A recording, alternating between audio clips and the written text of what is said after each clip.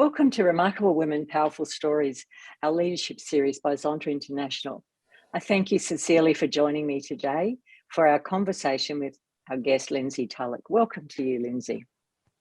Thank you for having I'm me. Lynn Foley, Chairman of the Zonta International Leadership Development Committee, and hosting this series is one of the most significant highlights on my calendar.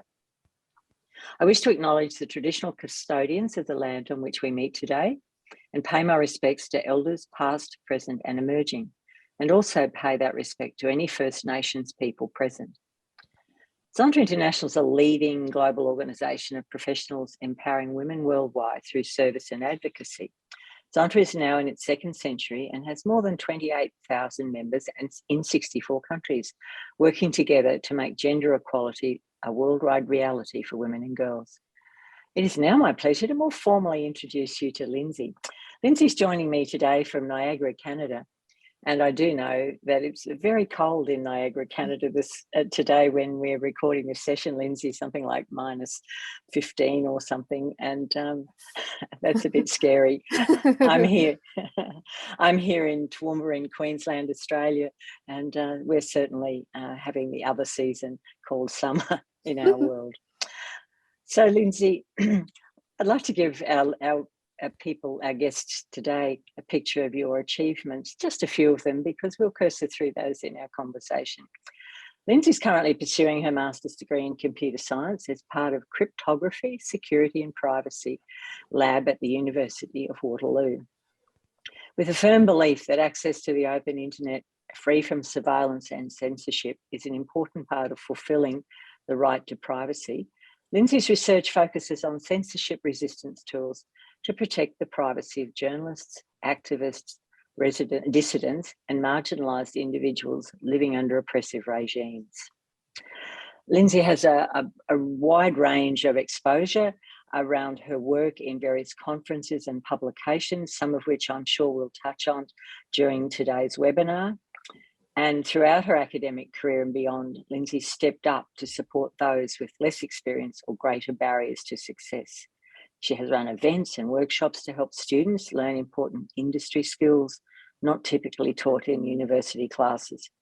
She's organised the first group for women in computer science during her undergrad degree at Brock University, with the intention of creating a supportive space for gender minority students to share experiences and opportunities.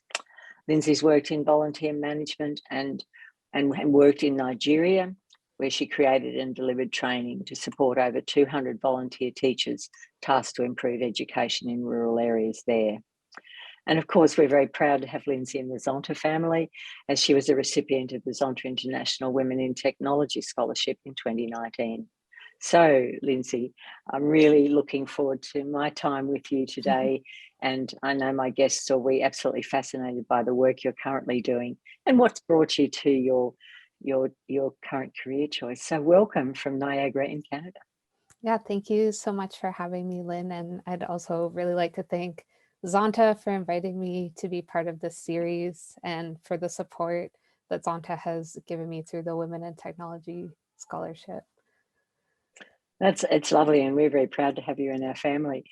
And the disciplines that you're working in now, as I said to Lindsey when I first met her, sometimes it's a little hard for me to understand because I'm certainly not always the most experienced in the world of technology, but I find the work that she's doing fascinating. So, Lindsey, I'd like to start our conversation with where and how your story began. Would you like to talk a little bit about yourself and where it all started for you? Sure. Well, I mean, if we talk about where it all started, I was born here in Niagara actually, and I've come back recently over the pandemic time. And just I wanted to follow on with the land acknowledgement that you gave, that to mention that Niagara is treaty land and is traditional territory of the Hattawandarack, Haudenosaunee, and Anishinaabe people, including the Mississauga of the Credit First Nation. My family and I are settlers to Canada and came to Turtle Island from the Shetland and Orkney Islands in Scotland and from England. So that is the very beginning of the story, I suppose. Oh, wow.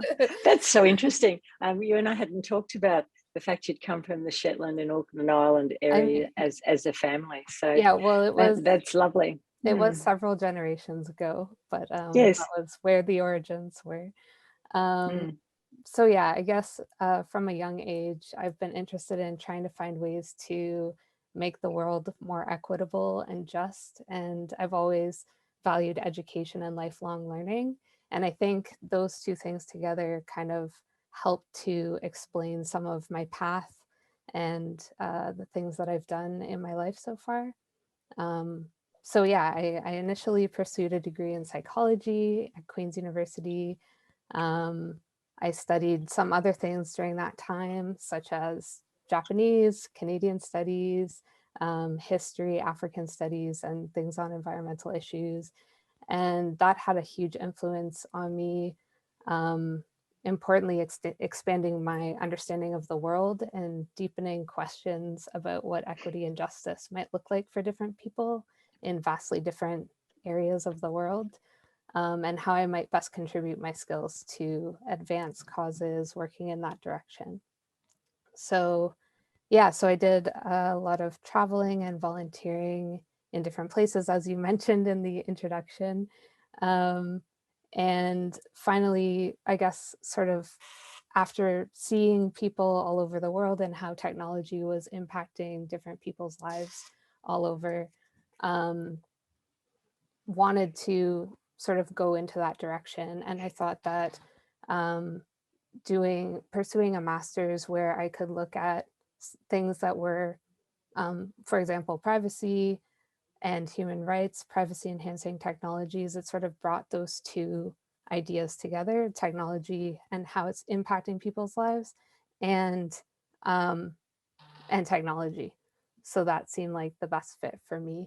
So yeah, so my work in privacy enhancing technologies and censorship circumvention focus on the most vulnerable, considering and developing, and that's what, yeah, I'm looking towards, considering and developing systems that would benefit people for whom privacy on the internet may be a life or death matter, which includes, as you said, activists, dissidents, journalists, and even land defenders who are often targets of intimidation and surveillance. And that can also mean women and minority groups who need privacy in order to express themselves and their beliefs freely without fear of persecution.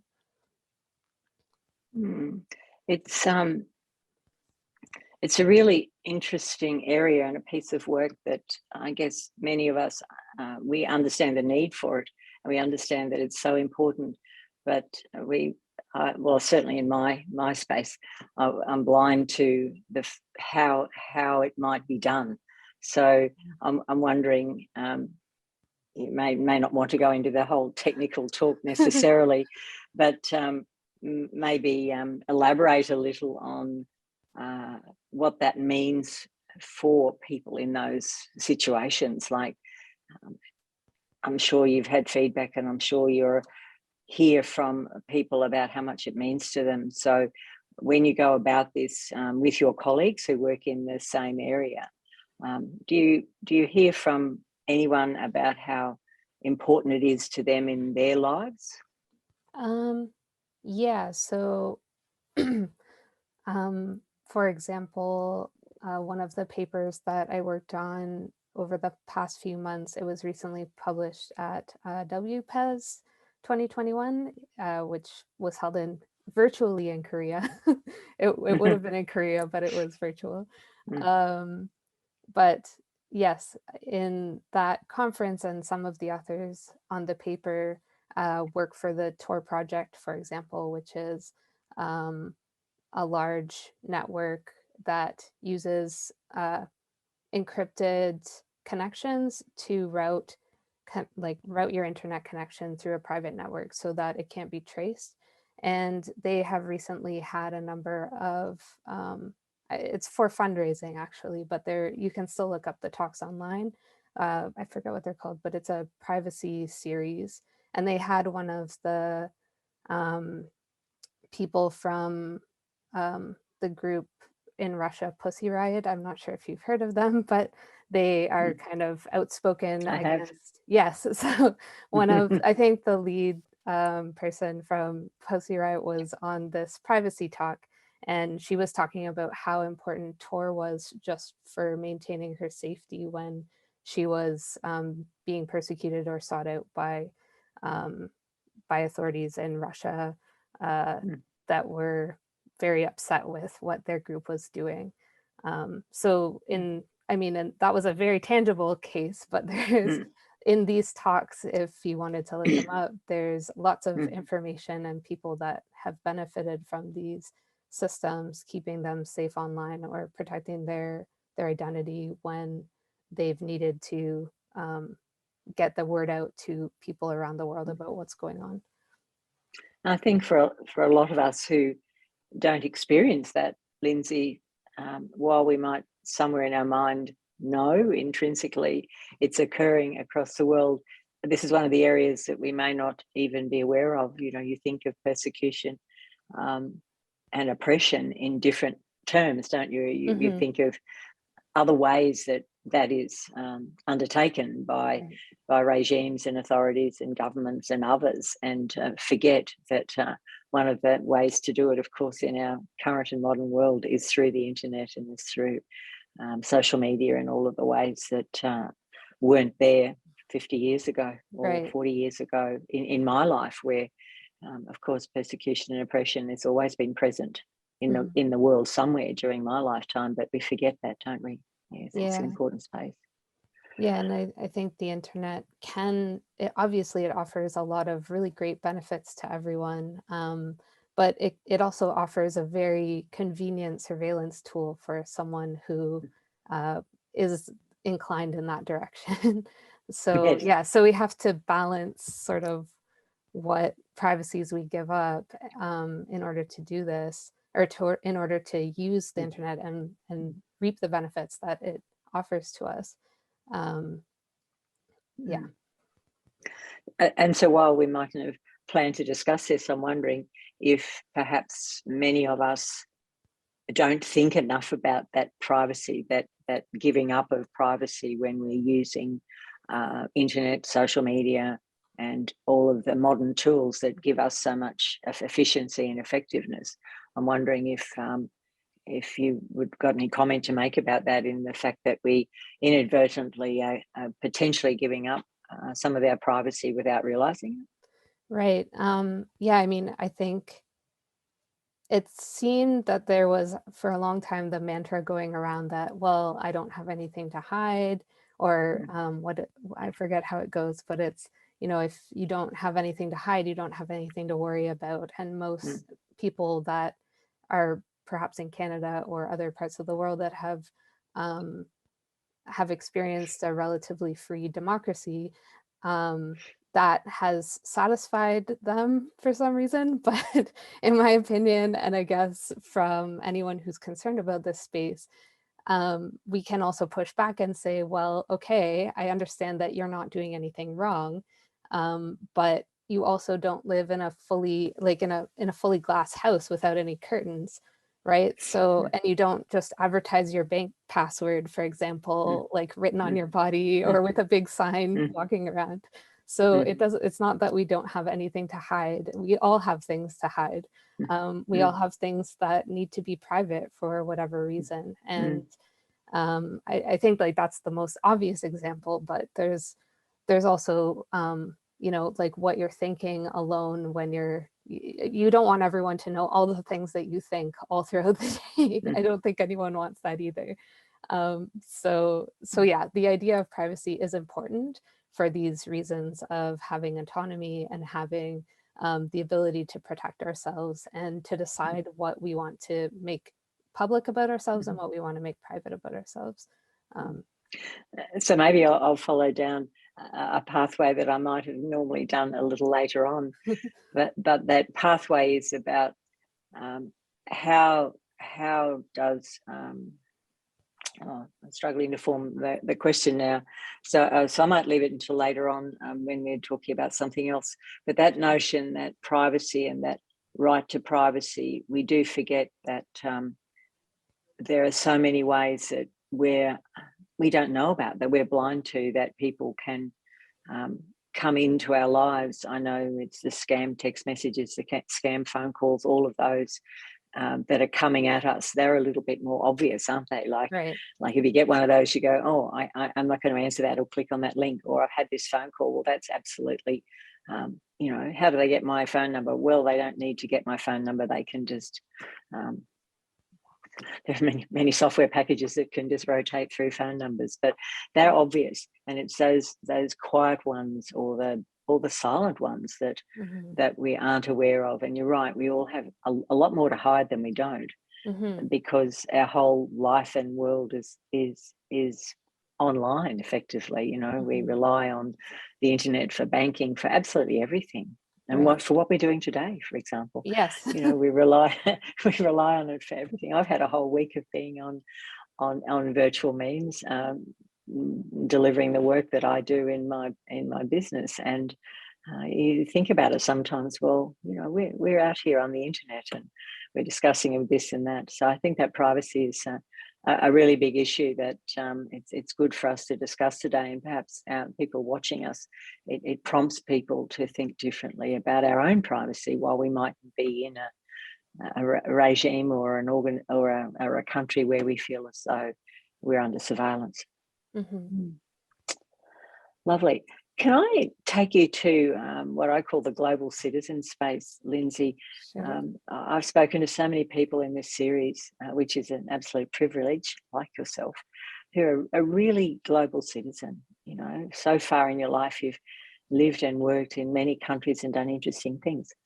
Can you share some of those with us? You've had some really amazing experiences outside of your own country. So Sure.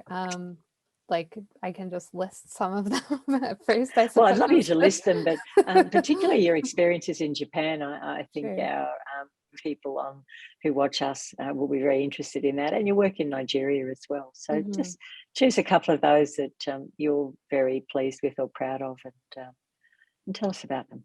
Sure. So when I graduated from my first degree in psychology, I had been studying Japanese actually for quite a while, and had made some friends in Japan. And so I wanted to go to Japan and learn the language and be fully immersed in the culture, and sort of, see just what I could learn and experience when I was there. So I took a job to teach English in Japan as an ALT through the JET program. And I had a really interesting experience in Aichiken, which is like where Nagoya is, kind of between Tokyo and Osaka. And yeah, it was really wonderful. I got really into cycling when I was there, and learned a lot more about environmental issues, and also was able to travel to some different places in Asia, such as Thailand and Cambodia and India and Bangladesh. And I did some cycling tours when I was there. So I actually organized a cross Japan cycling tour that took place over 75 days from the northernmost point to the southernmost point of Japan, where we tried to live in a more sustainable way by using only our bicycles and eating vegetarian food, and trying to eat locally as much as we could while we were on our bikes with our tents, riding around the countryside. Yeah. So were there a small or a large number of people doing that tour? It was very small. There was only 7 of us that started and 3 of us that finished. Wow. Yes. So what did you learn from that? What did you take forward from that? Because that's a huge experience. I know people who do cycling tours, and it might be a week or 2 weeks, but 75 days is a huge commitment to sustainability as well. But what did you come out of it with? I came out of it with a really great appreciation for Japan, and that's the most obvious thing, I think, of just the little communities and like the really interesting initiatives that people all over the country were engaged in, that I didn't really have an opportunity to see when I was kind of mostly living in Aichi. So that was really interesting and inspiring, because there were a lot of people that were involved with environmental initiatives in some way or another, that it just took some kind of going outside of the mainstream to see. So that was really interesting. But also, I think one of the really big takeaways from the ride was about how to build a group, like relationships between a group of people when you're trying to complete a very arduous task. And I think that this was actually not the best example of a successful Given, way of is that doing because that. only three? Is that Well, because only 3 people finished? well, it was actually mostly the plan. The one person was only able to do it for a week because of work, and one person was planning to finish in Tokyo, and another person ended up quitting because the pace was too hard. And then the third person's visa was expiring, so that was not anyone's fault. But I think that it would have been a much more enjoyable experience if we had all taken some maybe instruction or courses beforehand in how to build good group dynamics, and really taking that time for ourselves to sit and discuss issues every day or every night before we went to sleep. And I did do cycling tours after that, where those were kind of the keystones of like, before we even started, for a whole week, we were together and building this relationship and figuring out how we were going to do this ride together collectively.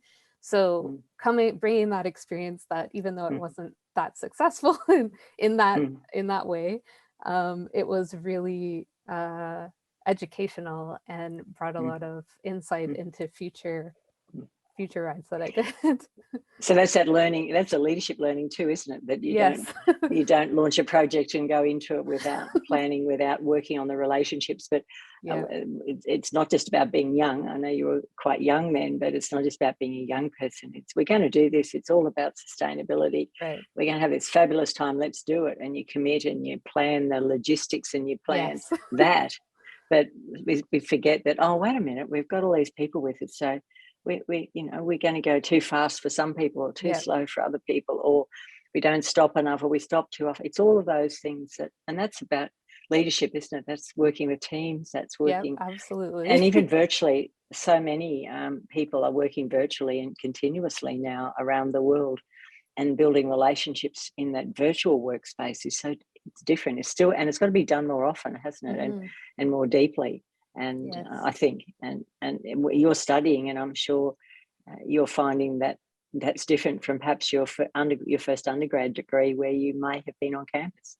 Yeah, well, even for the beginning of my master's, I was on campus in the lab, and I think that was so important to meet the people in my lab, because graduate school is very challenging, and especially when you're in a topic that requires a lot of expertise, you benefit from the people in the lab that have expertise in similar but slightly different areas that can offer a lot of insight or perspective into what you're doing and how it can be improved. So having built those relationships at least a little bit has been an immense help. But just thinking about the new graduate students that are coming in, like, we did try to organize some orientation events that were online, which had never been done before, but I just, like, for myself and some other students, felt that it was such an important thing to make sure that these new students had connections to other people in the lab. So when they were going through this challenging time, they didn't feel totally isolated. And we forget sometimes, and I've had to remind myself, if you come online to do a workshop for a number of hours, and you've got to put more breaks in, but you can't just go in cold. Right. It's important to build the relationship like you would if you were in the room. Yes. And I think sometimes people forget, right, they just go straight down to business, and it doesn't always work. So I think for all of us, it's a salient reminder, isn't it? And to keep that in mind. You talked about, and in your bio, there's the work you're doing in Africa, in Nigeria. Is that still happening? Was that past tense, or are you still connected in that work? Would you like to talk a little bit more about that?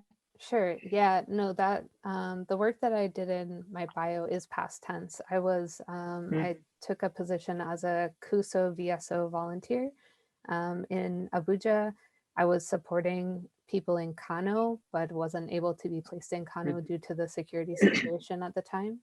Mhm. But yeah, so I was working remotely and organizing trainings for a teacher Mhm. placement program.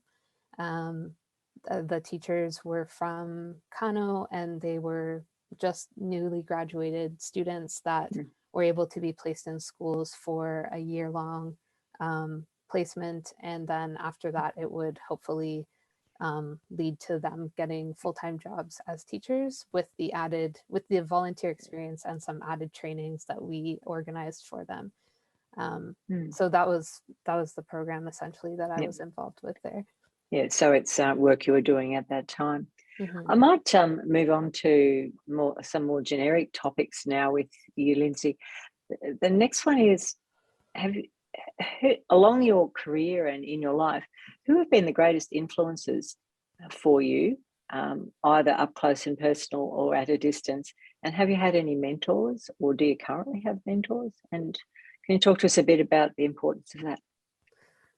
Um, yeah, this is a difficult question for me. It is, yeah. um, So in terms of being influenced by others, I know you and I talked about the fact that you started off in psychology and now you find yourself in, not find yourself, you made the choice to be in a Masters of Computer Science. So maybe we can talk a little bit more about that, because to a lot of people, it can sound quite disconnected. You start in one discipline and move to another, but I know it's actually quite connected. Would you like to pursue that a little, sure. that choice? Yeah.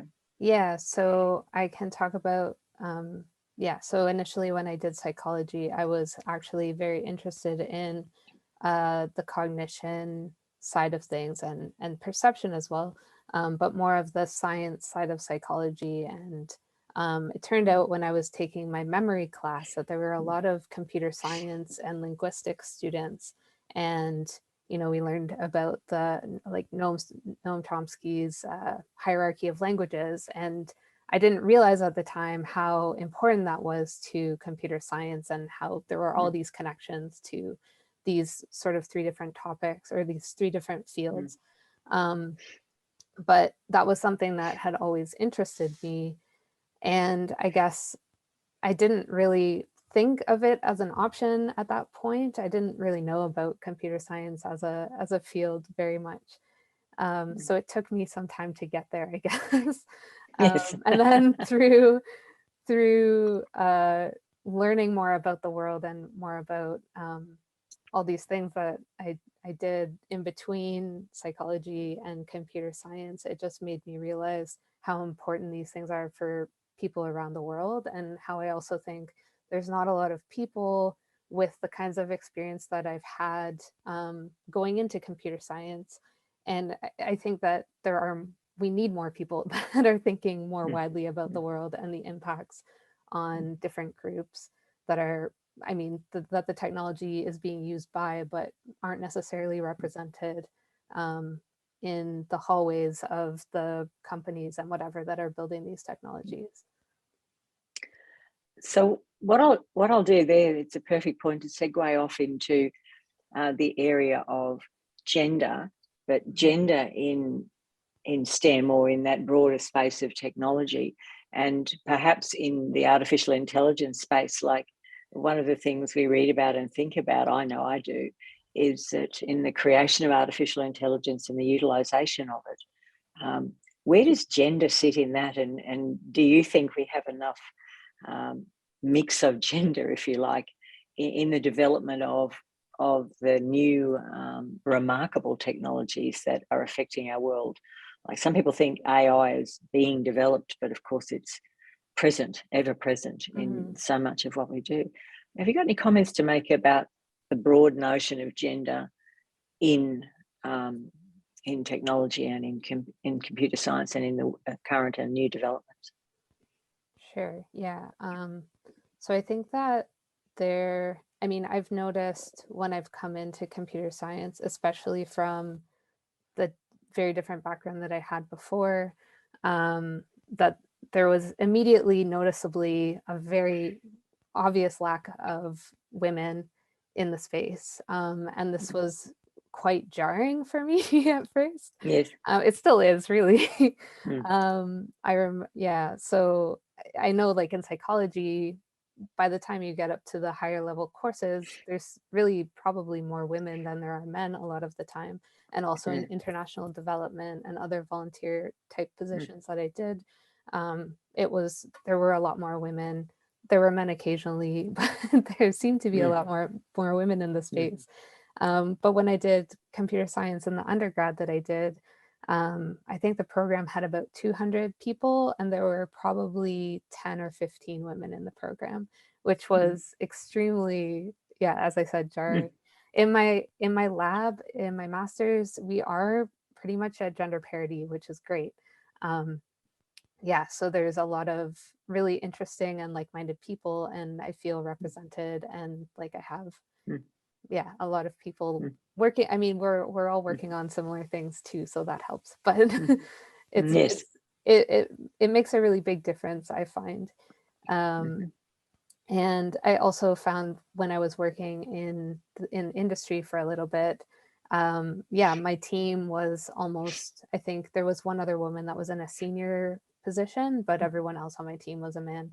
And it there's just some things that maybe come across, and you think twice, or you second guess yourself about whether or not you should take issue with it, or if you Mm. shouldn't. And there's a lot of things that go on in your mind, I think, in that situation Mhm. that are kind of strange. But I think Mm. that when you're building um, something like AI that's going to be used widely, it's important to have a lot of input and oversight from people from all different areas Mm. of the world and all different kinds of thinking, men and Mm. women, people in LGBTQ spaces, and people that are, you know, culturally diverse as well, because these things can affect people in different Mm. ways. And if you only have, a small minority of people that are building these systems and that are working on them, their bias comes into play when they're collecting data, the kind of data that they're collecting to Mm. build the systems, what they're optimizing for, where the systems are deployed. And there may not be any oversight or any thought to who is going to be most negatively impacted by these Mm. systems. And yeah, I think And that that is a huge issue. mm. Mhm. Yeah, I guess I agree, absolutely agree, and the reason for raising it. But it's. Do you think that to improve that, it has to start in the educational space with attracting all of the groups of people in our diverse world? So, while I opened it with the notion of gender, that's male, female gender, and people from LGBTQI and so on, as well as the diverse cultures and locations in the world.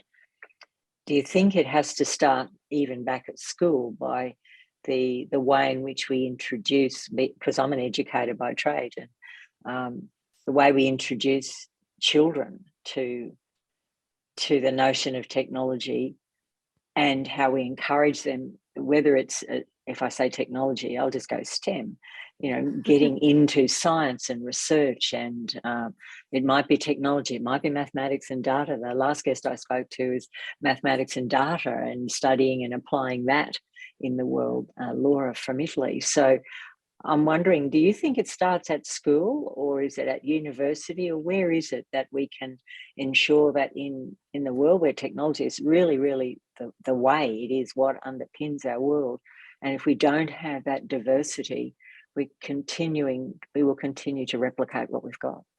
Yeah, I think these are really difficult questions to find answers Yes, they are. to be honest. But Yeah, yeah. so I don't claim to have like a great solution for No. that. But I think certainly the earlier that we can start thinking about um, how these systems can be equitable and how they're not currently, and kind of challenge and think critically about when these systems are most needed, and when maybe there's a different solution that would be better. Because, for example, it's very easy to optimize for shareholder value, perhaps. It's very easy to optimize for like a quantifiable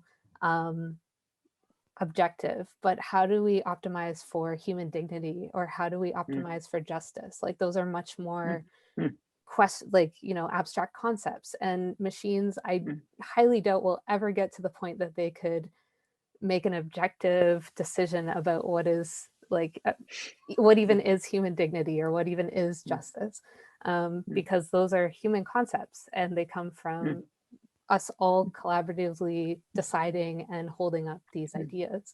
So and integrity, like how yeah. does a machine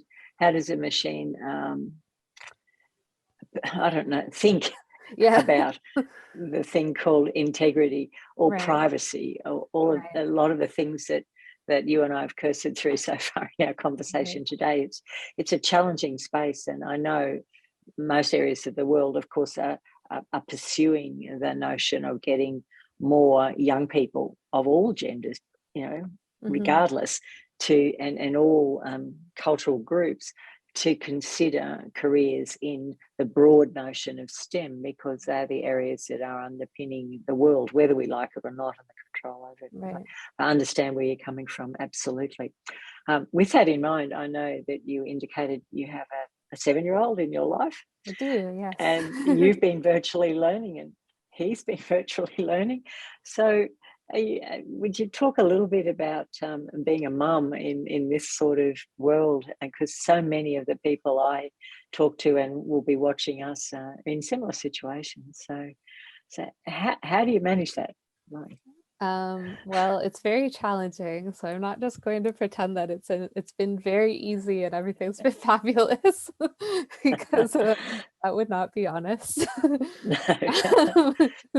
But yeah, I think in this time we've been at home. It hasn't been mandated for children to be home all the time, so the schools are open at this moment. But we've made the choice for the family to continue to isolate.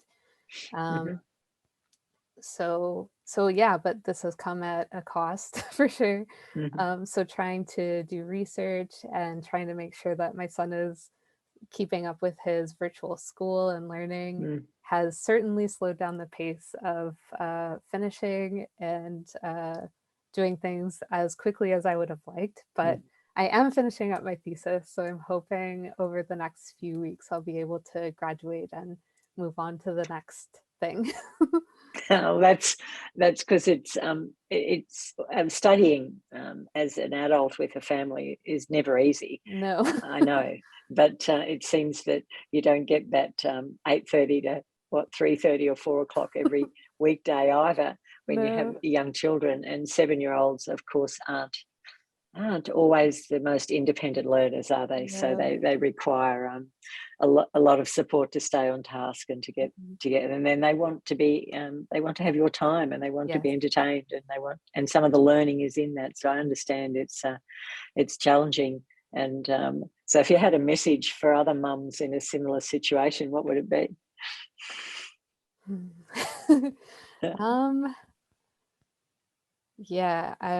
I think I don't want to, I don't know. I guess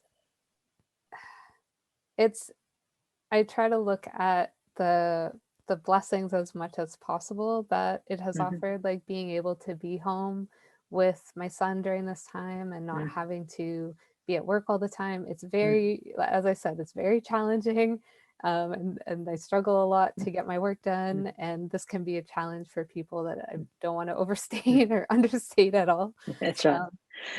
So maybe it's about being kind to yourself. Maybe it's about being kind to ourselves. Absolutely. Yes. Being kind to yourself and trying to find joy in every day as much as you can.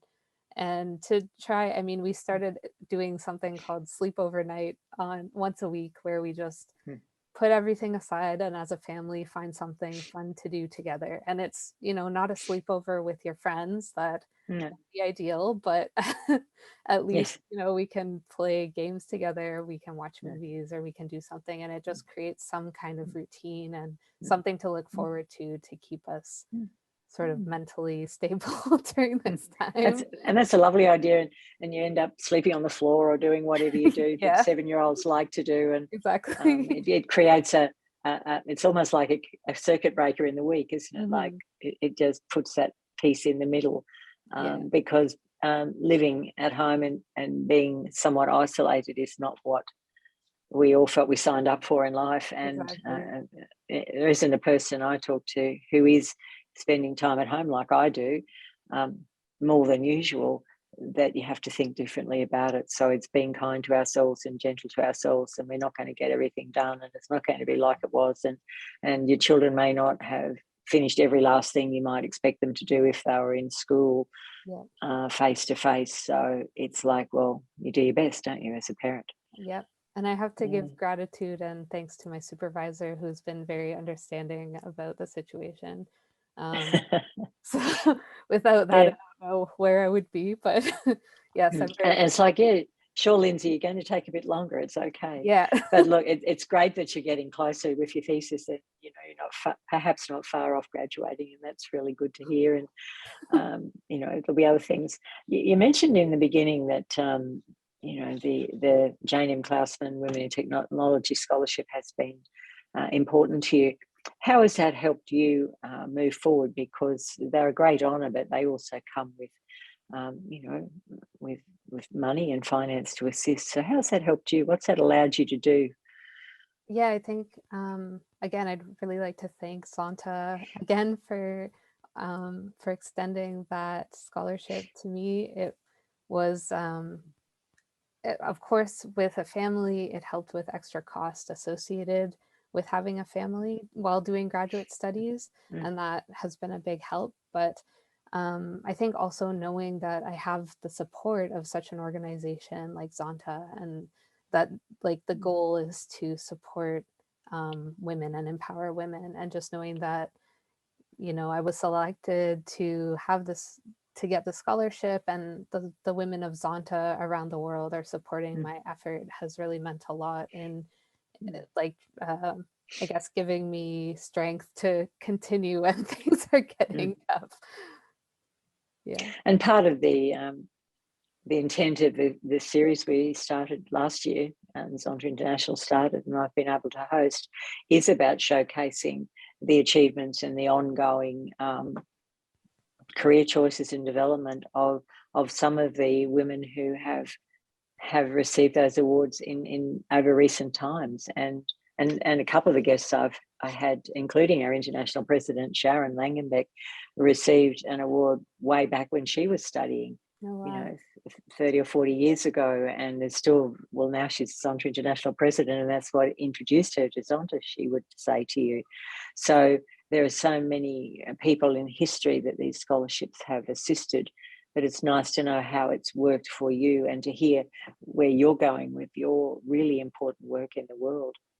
Can I now just spend a little bit of time on this notion of leadership? And it's so essential in all areas of family, society, work, business, wherever we are, study. What do you think your powers or gifts are as a human and as a leader? Because we're leaders no matter where we are. Yes, I So suppose what do you that's think true. your powers and gifts are, Lindsay? I guess when I mean, through the things that we were talking about before in the cycling tours that I helped to organize and run, and having that failed experience sort of the first time, or that there were many challenges or ways that we could have done things better. Through that, I learned that, well, in the second one that we did, we focused a lot on building consensus and using consensus decision making to help everybody get to some point that we could all agree upon. And I think that I took that as a huge lesson in I guess my leadership style as well. And I like to lead as collectively as possible. So I want to try to find out where everybody's coming from and what everybody's goals are, and try to find the common thread between all of our goals and all of our motivations, so that everybody feels like they're moving towards the same goal as much as possible. So when I was doing my second undergraduate in computer science, the final fourth level class, we had a software engineering project, and my team selected me as the leader for the project. And we used this style, or I used this style to get everybody kind of on the same page. And we ended up with the best project in the class, no fighting, no problems between our group, when like most of the other groups had kind of fallen apart somewhere along the way. And I think people from the next year were saying that the teacher was still talking about our group and how we had such a good relationship between each other, and we were able to come up with this really great project. But it was really all the consensus building between us at the beginning. And I made a point of, okay, we're going to take however long it takes. We're going to come up with our goals for this project, and we're all going to agree that this is what we're striving for. And that really went a long way towards the achievements that we finally had with the project. So what is it about you, do you think, that gets people to join with you in that consensus approach? I think, I guess, yeah, I think too, through, traveling around the world and learning about other people, it has made me a more empathetic person. And learning, so when I've brought in this consensus building, you have to have empathy towards everybody that's involved and towards everyone's situation and viewpoint. And so I think that maybe that's one of the things for sure that is driving my leadership style. Yeah. Lovely. What, if we just lift this up a bit now, what do you think are some of the characteristics that remarkable leaders have in common? So I'm sure throughout your life to date, you've been around and seen people who are really remarkable, including yourself, but remarkable leaders. What do you think are the key things you've seen in others whom you've worked, studied with? No.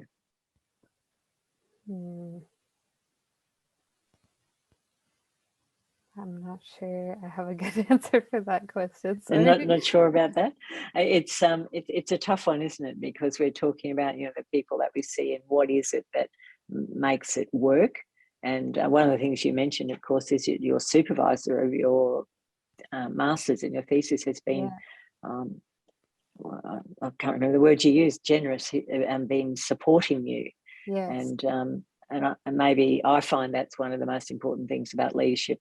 And remarkable people, they're able to be flexible and they're able to support the people around them. Yes. Right. Yeah. And I find that he has a particular skill of making people excited about things that they're working on. So one of the projects that we were working on, for example, we had edited it several times and we had several issues with the findings of the project, but we had submitted it to a conference and it was rejected, but he was able to help us get inspired and talk about it in a particular way, like, oh, well, what if you reframed it to ask this question instead? And then we immediately started thinking like, oh yeah, that might work. That's really interesting. So yeah. So that ability to come back in and excite or create urgency or whatever is required. Really worked for you and your colleagues in the program, because I know in university life these days, it's not about just all people who are fresh out of school, is it? It's people like yourself and others. The age range of people who are studying in various programs is quite broad. So and that's a different way of engaging as well, isn't it? Yes. Taking account of the different life experiences that we've all had. Have you had any tough challenges along the way that you're willing to share that have got in your way a little or have really challenged you, and how did you overcome that? In general, do you mean? In general, anything at all that, because I know that people that watch our series are always keen to know how other people take on a challenge that comes unexpectedly in life, or it could also be when your confidence drops or resilience gets low, and there are many things that can knock our confidence about. And so how do you regroup from those things and get through them, the things that life throws at us sometimes unexpectedly? Right. How does Lindsey go about getting through those times when things aren't working as well as you'd expected? Right.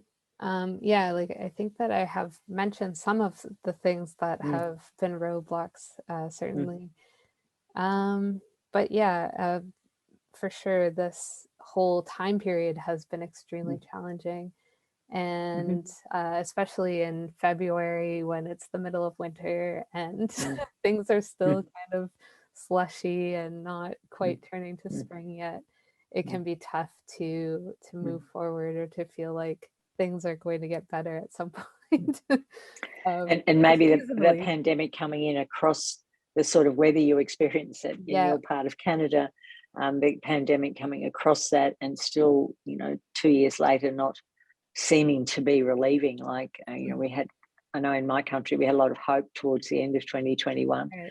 and with the new variant, and then I saw something on it media yesterday about the possibilities of some other variants following on from Omicron, and it does knock your resilience, doesn't it? Not so much confidence, but resilience, and it's that again. So I can't go back and see my friends, or I can't be in the workplace, or I have to do things differently.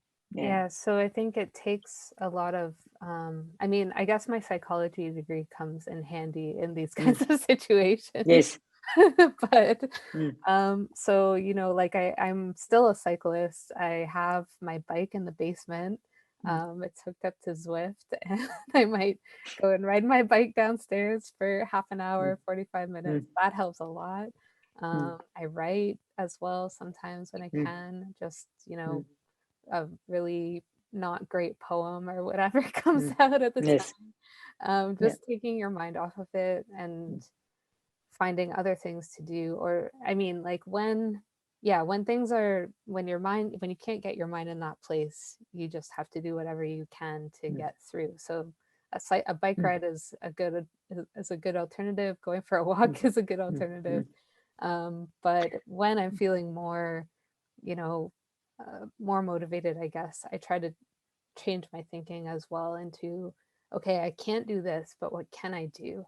What can I change? What is possible to do? And just start chipping away at something else that is in my control, even if it's really a really small thing. And it's a bit like your circuit breaker with family during the week. Yeah, exactly. Well, this is one way.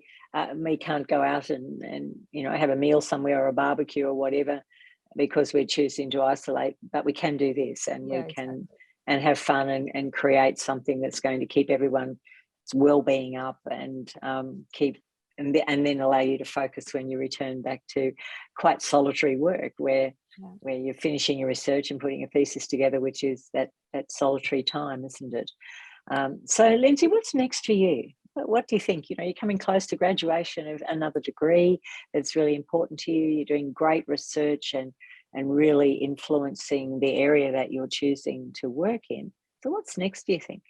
That's a very good question that I'm trying to figure out the answer to right now.